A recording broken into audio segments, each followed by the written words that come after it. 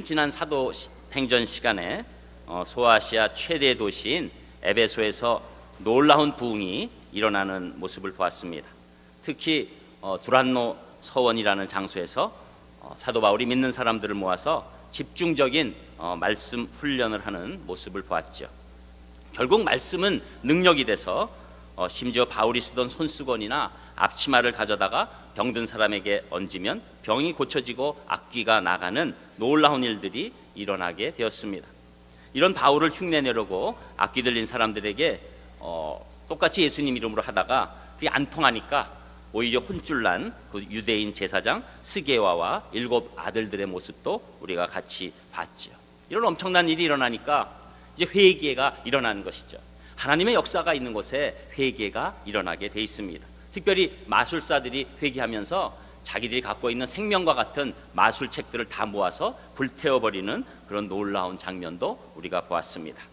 자, 이제 이런 상황 가운데서 바울이 잠시 소아시아에 갔다가 다시 에베소에 왔을 때 또 이상한 공격적인 일들이 일어나는 모습이 나타나는데 오늘 배경적인 말씀이 23절, 24절에 나옵니다.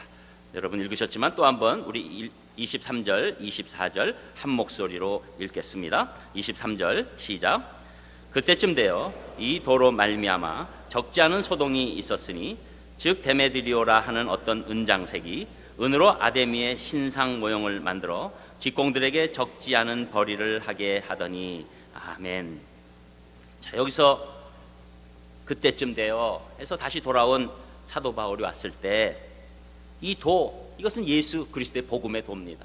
예수님만이 이 사람을 구원시키실 수 있는 힘이 있다. 다른 어떤 존재도 어떤 물건도 거기에 온전한 신의 의미가 없다는 것을 자꾸 얘기하고 그것이 전해졌을 때 손해보는 사람들이 있었죠. 그 사람들은 바로 신상을 만들어서 파는 장사꾼들과 그에 속한 노동자들이었습니다. 이들이 이제 이 직업적으로 또 경제적으로 어려움을 얻게 됐을 때 소동을 일으키는 겁니다. 우리가 지난 시간에도 잠깐 말씀드렸지만 에베소는 굉장히 큰 도시고 중요한 도시고 특별히 고대 역사 가운데 7대 불가사의 가운데 하나인 아데미 신전이 자리 잡고 있었습니다.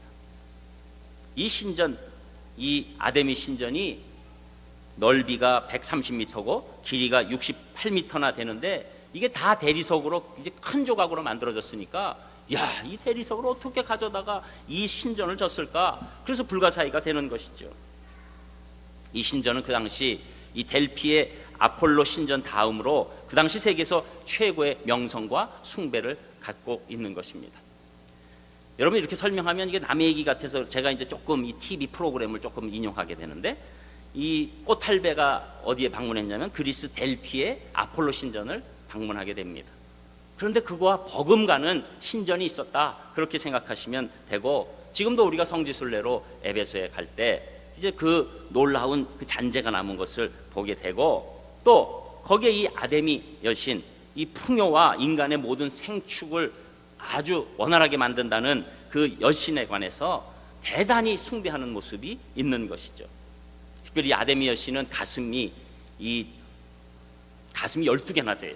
그러니까 이것은 막 풍요의 상징이라고 섬기는 그런 여신상이 되는 것이죠. 그리고 에베소 사람들은 그곳에서 아데미를 위한 축제도 열게 되는데 그때 5월 한 달을 축제의 달로 계속 보내게 됩니다. 그래서 여러분 우리가 잘 아는 5월의 여왕 어느 여자대교에서 하는 그 메이퀸 그게 여기서 나온 겁니다. 사실은 이게 기독교 학교임에도 불구하고 그런 것들이 이게 혼재돼 가지고 막 받아들이게 된 것이죠. 여러분 우리가 역사를 보면 이런 일들이 같이 있는 거예요.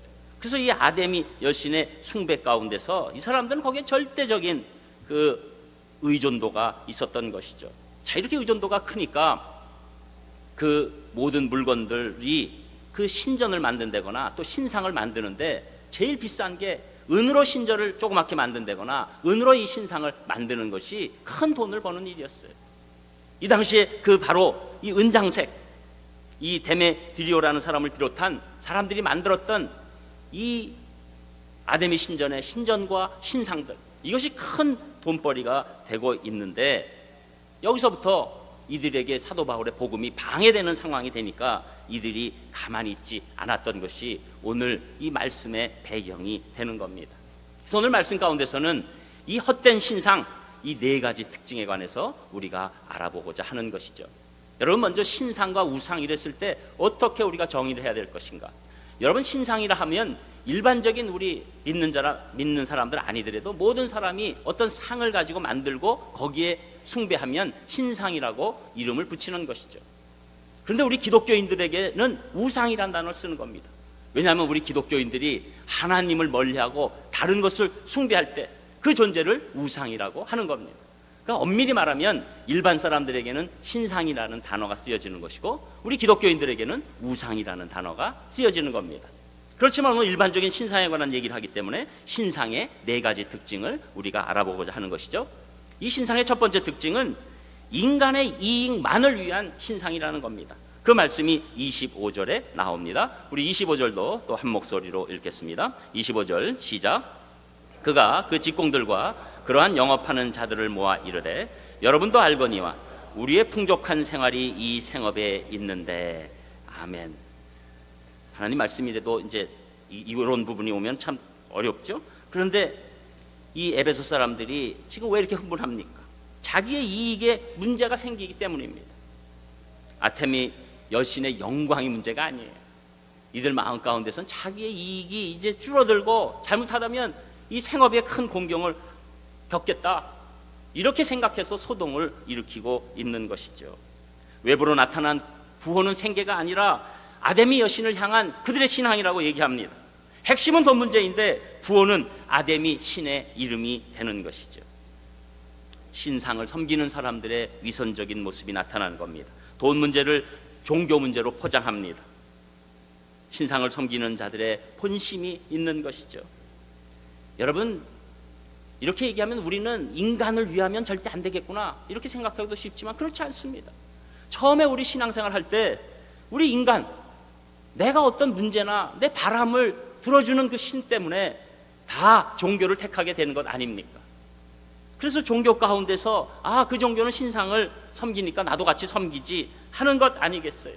인간이 처음 신앙생활 하는 것은 당연히 자신의 이익만을 바라보고 시작합니다.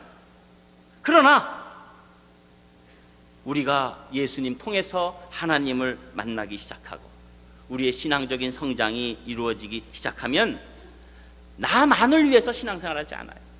그때부터는 우리의 신앙이 이동되는 신앙이에요.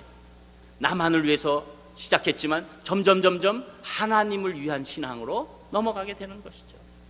그래서 우리의 모든 신앙생활의 핵심은 하나님의 뜻을 이루어드리려는 데 초점이 맞춰지게 되게 됩니다.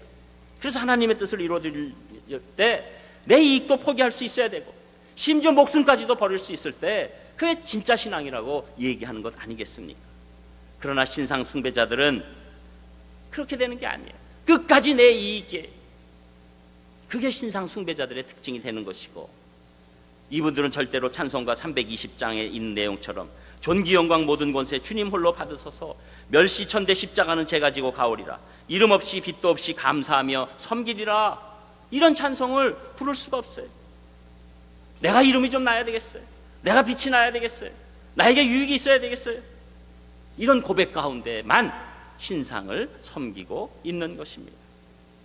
그래서 여러분, 이런 찬송가를 우리가 부를 때 부담이 크게 되면 우리 신앙을 한번 점검해 봐야 돼요. 나는 아직 그 수준까지 되지 않았구나. 여러분, 어떤 분들 보면 하나님의 영광과 교회의 유익과 상관없이 끝까지 자신의 이익만을 위해서 계속 달려가는 분이 있어요. 여러분, 우리 지금 대한민국의 기독교의 어려움은 이런 분들이 교회에서 큰 힘을 발휘하게 될 때 세상 사람들은 너네들 도대체 뭐 하는 거냐, 너네들은 교회만 크게 짓고, 너네들은 너희들만을 위해서 살고, 그리고 이익 집단과 세력 집단이 돼서 어떤 일이 있으면 막 벌떼같이 모여서 공격하고, 그리고 우리 일만 다 옳다고 얘기하는 그런 집단뿐이 아닌 것 아닌가, 이렇게 공격하게 되는 것입니다. 여러분, 우리 신앙은 내 이익과 하나님의 이익이 같으면 정말로 좋지요. 그러나 하나님의 이익과 내 이익이 부딪히면 하나님의 이익을 쫓아가는 것, 그것이 온전한 신앙인 줄 믿습니다. 여러분, 이런 극도의 이기적인 종교 생활은 국가에서도 마찬가지예요. 오늘 집사님이 기도해 주신 것처럼 우리가 광복 이제 70주년이 곧 되지 않습니까? 일본이 정치적인 이 집단 이기주의와 천황 숭배라는 잘못된 종교적인 신념이 결합해서 태평양 전쟁을 일으키는 거예요. 여러분, 가장 극악무도한 일에는 꼭 종교적인 명분을 갖다 세우는 겁니다. 그때 사람들이 굴복할 수밖에 없기 때문에. 그래서 여러분, 그런 것들이 얼마나 무서운지 몰라요. 국가도 잘못된 공동체도 이 종교적인 신념을 자기의 이익에 빗대서 넘어가기 시작할 때, 그때 그 집단은 정말로 엄청난 악한 일을 할 수 있는 거예요. 여러분, 우리 인간은 하나님께서 창조하신 존재이므로 자신의 이익을 넘어서서 하나님께 영광 돌려야 할 줄 믿습니다. 그래서 하나님의 영광 위한다는 것, 아주 구체적으로 얘기하면 하나님의 이익을 위하는 거예요. 내 이익, 하나님이 주신 것 감사하게 받는 것이죠. 그러나 내 이익보다 하나님의 이익을 위해서 모든 것들을 드릴 때, 그때 하나님의 영광을 위해서 산다, 이렇게 얘기할 수 있는 것이죠. 저는 우리 사랑하는 산상교회 성도님들, 여러분 인생이 다 하나님의 영광을 위해서 사시기를 주님의 이름으로 축복합니다. 그리고 두 번째로는 이 헛된 신상의 특징, 사람의 손으로 만들어졌다는 것이죠. 그 말씀이 26절에 나옵니다. 우리 또 26절 한 목소리로 같이 읽어보겠습니다. 시작. 이 바울이 에베소뿐 아니라 거의 전 아시아를 통하여 수많은 사람을 권유하여 말하되 사람의 손으로 만든 것들은 신이 아니라 하니 이는 그대들도 보고 들은 것이라. 아멘. 이 사람들이 이제 선동할 때 이 바울이 왜 우리가 나쁘다고 얘기하냐면, 에베소뿐만 아니라 거의 전 아시아 통해서 수많은 사람 권유해서 사람의 손으로 만든 것들은 신이 아니다, 이렇게 얘기하고 있으니 우리 사람으로 손으로 만들어진 이 아데미 신도 신이 아니다라고 얘기하는 것이다. 그러니까 이 사람들 가만히 놔두면 안 되겠다, 이렇게 선동하고 있는 것이죠. 세상에는 사람이 자기들의 손으로 만든 신이 대부분이에요. 그 신을 숭배하는 거예요. 그러나 우리가 믿는 하나님은 오히려 사람을 만드신 놀라운 창조주이십니다. 그게 다른 거예요. 다른 신들은 다 사람이 만든 신이에요. 사람이 신상을 만드는 거예요. 그러나 우리가 믿는 하나님만이 우리 우주 만물 모든 것을 만드신 분이라고 말씀하는 것이죠. 우리 하나님은 인간에 의하여 만들어진 신이 아니라 친히 사람을 창조하시고 사람의 호흡과 생명을 주관하시는 하나님이십니다. 사람의 손으로 나무를 다듬고 돌을 쪼고 주물을 부어서 만든 신상들이 무엇을 할 수 있습니까? 마치 어린아이들이 도화지에다가 자기가 도깨비 그림을 그려놓은 다음에 오히려 그게 막 무서워 하고 도망가는 거랑 똑같은 거예요. 성경에서는 이 말씀을 이미 우리를 통해서 해주셨어요.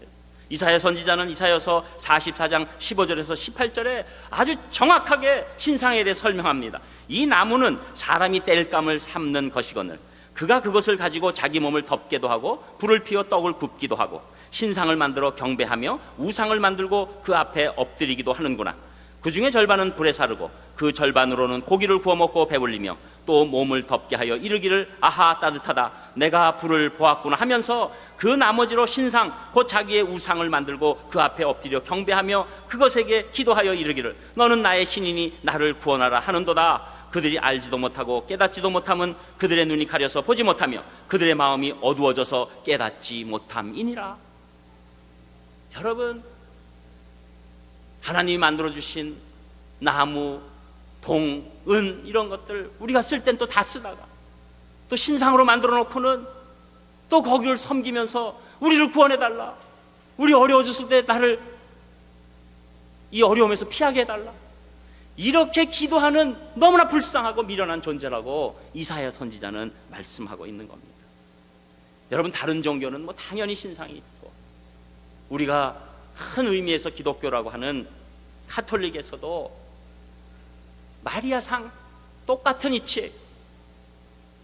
여러분, 아무리 마리아상이라 할지라도 신상입니다. 그 신상에 기도하는 것은 하나님의 뜻이 아닙니다. 하나님은 인간이 만든 분이 아니라 하나님께서 인간을 만드셨기 때문에 사람이 만든 신상은 물건에 불과할 뿐입니다. 여러분, 이것이 종교개혁의 정신이에요. 그래서 사실은 이 종교개혁의 정신이 그냥 나온 것이 아니라 원래 초대교회의 정신을 이어받은 신앙이 종교개혁의 정신이에요. 어떤 분들은 갑자기 신교라는 이름이면 신앙을 다 뒤집고 새롭게 뭔가 만들어냈구나. 그게 아닙니다.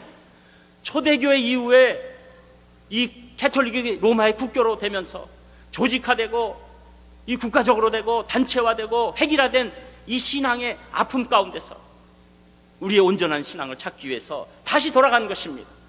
거기에 돌아간 것이 더 이상 신상을 섬기지 마라. 여러분, 유럽에 여행 가시면 수많은 성당에 가셔서 그 많은 신상들을 보게 되죠. 그 신상들이 있는 곳이 하나님께서 원하시는 신앙의 의미가 아니에요. 그것을 예술작품으로 우리가 바라본다면 좋은 일이지만 그것을 섬기는 신상의 입장으로 바라보기 시작하면 그것은 신상 숭배로 바뀌는 것입니다. 여러분, 이런 일을 이미 구약에서 기드온 사사를 통해서 말씀합니다. 사사기 6장에 보면 사사 기드온이 하나님의 부름을 받고 먼저 바알의 제단을 다 부숴버립니다. 그랬더니 사람들이 들고 일어나서 바알의 제단을 부순 기드온을 죽여야 된다고 얘기합니다. 그때 기드온의 아버지 요아스가 이렇게 얘기합니다. 바알이 과연 신일진데 그의 제단을 파괴하였은즉 그가 자신을 위해 다툴 것이라. 여러분, 사람의 손으로 만들어진 신상, 인간의 도움을 받아야 되는 신상, 이것은 의미가 없는 것이죠. 저는 여러분들에게 오직 영이신 모든 곳에 계신 하나님을 높여드리시기를 주님의 이름으로 축복합니다. 하나님만 높이는 거예요. 어떤 상의 의미를 두는 것이 아닙니다. 또 이 사람들의 이 아이러니는 이 신상이 사람의 도움을 받아야 되겠다 생각하는 것이죠.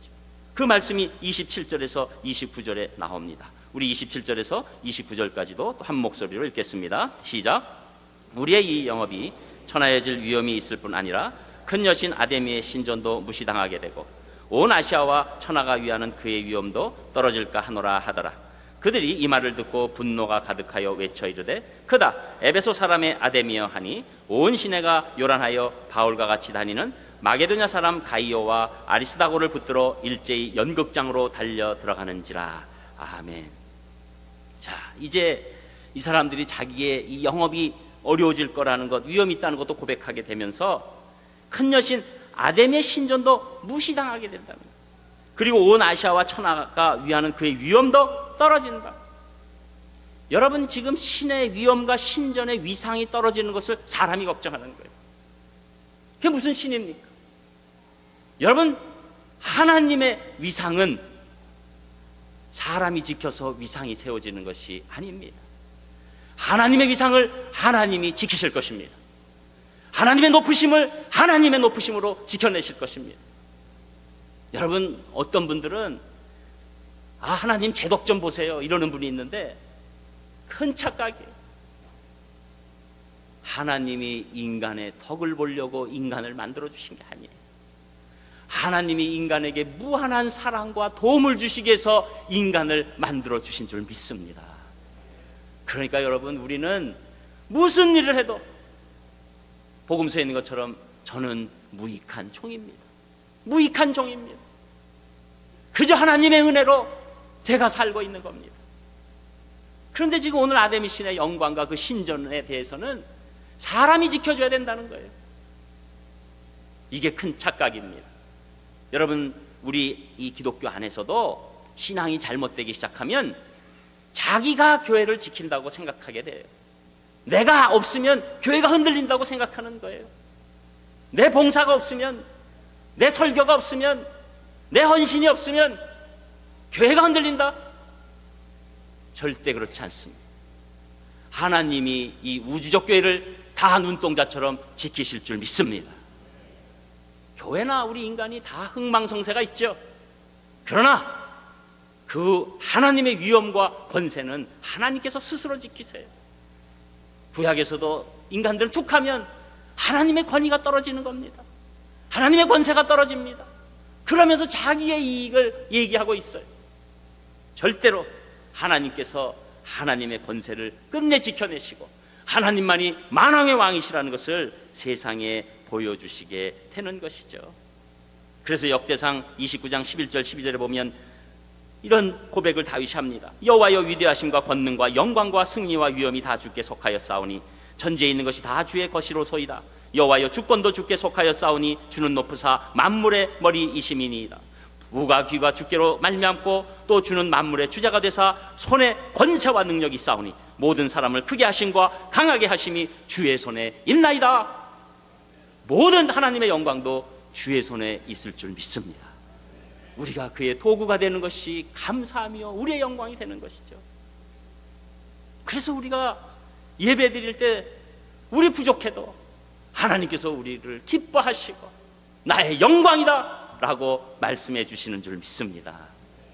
그래서 우리는 하나님은 우리를 도와주시는 분, 우리의 도움을 받으시는 것이 아니라 우리를 도와주시는 분, 거기에 대해서 여러분 믿음이 더 깊어지시기를 주님의 이름으로 축복합니다. 끝으로 이 헛된 신상의 네 번째 특징은 그래서 역사를 일으키지 못한다는 것. 어떤 사건들을 일으키죠. 근데 역사는 끝내 확정되는 일을 역사라고 하는데 이 헛된 신상은 절대 역사를 일으키지 못해요. 그 말씀이 37절, 39절 우리 중간에 띄어져 있지만 37절에서 39절까지 나옵니다. 이 말씀 우리 또 같이 읽겠습니다. 시작. 신전의 물건을 도둑질하지도 아니하였고 우리 여신을 비방하지도 아니한 이 사람들을 너희가 붙잡아 왔으니 만일 데메드리오와 그와 함께 있는 직공들이 누구에게 고발할 것이 있으면 재판날도 있고 총독들도 있으니 피차 고소할 것이요 만일 그 외에 무엇을 원하면 정식으로 민회에서 결정할지라. 아멘. 여러분, 이 얘기는 갑자기 떨어져서 무슨 의미인가 하시기 쉽지만 사실 이 소란 가운데서 사도 바울의 사람인 가이오와 아리스다고를 붙들어서 이제 연극장으로 가서 완전히 패대기 치고 큰 재판을 걸려고 하는 거예요. 근데 이 재판을 해야 되는 서기장이 여기에 동조하지 않는 거예요. 그러면서 여러분 읽으신 얘기대로 하는 겁니다. 이 사람들 신전의 물건 도둑질한 것도 아니고 우리 여신을 직접적으로 비방한 것도 아닌데 이 사람들 붙잡아 와가지고 이게 고발을 하냐? 고발할 필요 있으면 재판날도 있고 총독들도 있고 또 민회에서 결정할 수 있는 기회가 있다. 이렇게 얘기하는 거예요. 뭐 사도 바울이나 사도 바울이 알고 있는 이 신앙인들이 이 지금 이런 모든 판단을 온전히 하는 서기장과 미리 접촉했나요? 아니죠. 하나님의 역사는 우리가 지나가는 일 가운데 놀라운 섭리로 나타나는 거예요. 사람을 쓰시는 거예요. 사람을 붙여주시는 거예요. 사람을 쫓아다녀서 오는 것이 아니라 하나님이 사람을 붙여주시는 거예요. 한 사람만 있으면 되는 거예요. 한 사람이 없어도 하나님이 그 사람의 마음을 바꿔주시면 결정적인 사람이 우리의 편에 서는 것입니다. 이것이 하나님의 역사예요. 사단의 일들은 뭐 이렇게 진행되는 것 같아요. 유리한 것 같아요. 그러나 확정되는 순간에는 그것이 무력화되는 것입니다. 하나님의 역사만이 나타나는 것입니다. 그래서 여러분 히스토리예요. 그분의 스토리, 히스토리. 영어 좋지요? 이런 영어는 우리가 착 할 수 있죠. 여러분, 하나님만이 역사를 일으키시는 줄 믿습니다. 아무리 어떤 공격을 해도 하나님의 섭리가 있는 거예요. 그러니까 이 놀라운 일들 가운데서 우리 삶에 개입하셔서 어떤 때는 섭리도 하시고 기적도 주시고 결국은 역사로서 점을 찍어 주십니다. 그것이 BC와 AD가 결정적으로 우리에게 보여주는 그 역사의 힘이에요. 여러분, 우리는 이제 광복 70주년을 맞이하면서 기쁜 마음도 있고 슬픈 마음도 있어요. 기쁜 마음은 그 엄청난 일체 치하에서 나온 마음이지만 우리 힘으로 광복을 얻은 것이 아닌데 결국은 남북이 바로 갈라지면서 이렇게 70년 동안 어려운 시절을 보내고 있으니까 아직도 통일이 안 된 그 마음이 있으니까 한편으로는 어려운 거예요. 그런데 여러분, 우리가 광복이 사람의 힘으로 우리 민족의 힘으로 일어나지 않은 것을 다 알지 않습니까? 하나님이 도와주시는 거예요. 하나님의 역사로 광복이 일어났는데 그때 사실은 우리 신앙인들이 가장 큰 역할을 했습니다. 믿음의 신앙인들이. 그게 신사참배 문제예요. 여러분, 우리는 지금 신사참배 하지만 일반 사람들에게 무슨 신사참배라는 것이 의미가 있습니까? 기독교인들에게만 신사는 우상이다, 우린 섬길 수 없다, 그것이 퍼져서 일반 사람들도 신사참배가 나쁜 일이다라고 얘기하는 것이지, 사실은 기독교인들이 들고 일어나지 않았으면 이 일이 일어날 수가 없는 겁니다. 일본의 신사 1910년 강제 합병 후에 조선 총복부가 아주 그냥 노골적으로 시키기 시작했지만 그게 다 일어나진 않았어요. 1925년 언론과 기독교계 사립학교들이 이런 운동 가운데서 강력히 반발했습니다.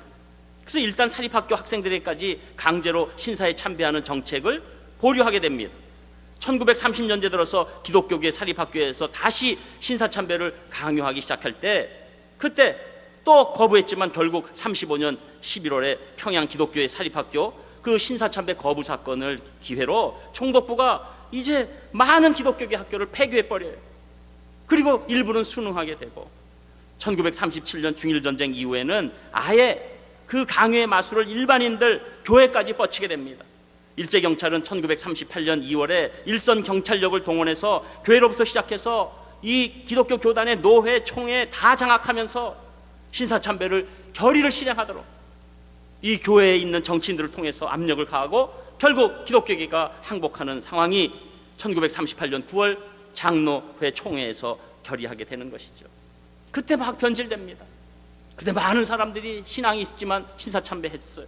그러나 교단의 신사참배 결정에도 불구하고 끝까지 이를 거부하고 신앙의 절개를 지킨 인물들이 어느 교파에 어느 교계에 다 있었어요.